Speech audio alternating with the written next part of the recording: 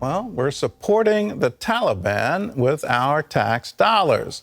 The United States has given Pakistan billions of dollars in military and financial aid to help fight Islamic terrorism. And despite all that, Pakistan was the major player in helping the Taliban retake Afghanistan. Pakistan's interior minister even boasted that they are the, quote, custodians of the Taliban. George Thomas explains how the Pakistani government has provided aid and comfort to these Islamic radicals. Within hours of the Taliban's takeover last month, Pakistan's Prime Minister Imran Khan praised the Islamic fighters for breaking what he called shackles of slavery. When you become a mental slave, then remember that mental slavery is worse than actual slavery. It's more difficult to break the chains of mental slavery. In Afghanistan, they have just broken the chains of slavery. Pakistan's involvement in Afghanistan goes back some 7 decades, and their support for the Taliban has been crucial since their founding in the 1990s. From the very beginning, its inception, they helped in actually branding the name Taliban. Pakistan's intelligence service, the ISI, along with its military, helped fund, train, and recruit Taliban fighters. The Taliban would be a shell of itself. Its insurgency would be wildly ineffective without Pakistani state support. Bill Raggio, editor of the Long War Journal, tells CBN News Pakistan's military played a crucial role in the early days of the offensive, allowing a surge of new fighters to cross the border and help the Taliban quickly overrun the country. There's credible reports of Pakistani military units donning Taliban uniform and helping to serve as advisors and fight alongside the Taliban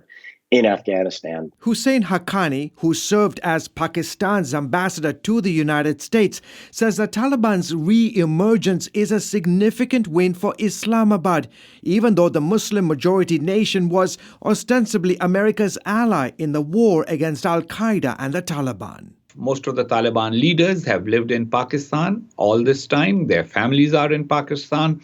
There is an ethnic overlap with Pakistan. And so Pakistan now has major say in Taliban's international affairs. And that makes Pakistan the winner. Pakistan's interior minister boasting that they are the custodians of the Taliban, saying, quote, "We have taken care of them. They got shelter, education, and a home in Pakistan. We have done everything for them." That confession coming as some are now questioning Washington's endless appetite for Islamabad's con games. Pakistan has always been the main problem. The U.S. and the West inability to coerce Pakistan to end its support for the Taliban is the primary reason why Afghanistan is falling to the Taliban today.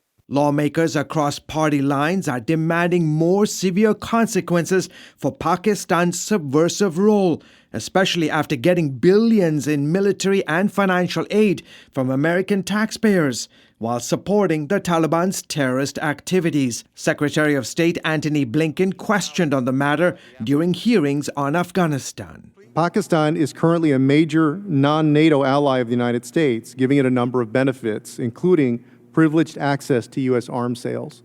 Is it time for the United States to reassess its relationship with Pakistan and reassess its status as a major non-NATO ally? This is one of the things that we're going to be looking at in the days and weeks ahead, the role that Pakistan has played over the last 20 years, but also the role that we would want to see it play in the coming years. Meanwhile, 55% of Pakistanis in a poll this week said they're happy that the Taliban seized Afghanistan.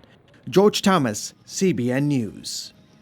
Well, this is one where you have to look at a little bit of history. So let's go back 70 years to a prime minister of India, Nehru, and he made a decision that India would be non-aligned in the struggle between the USSR and the United States.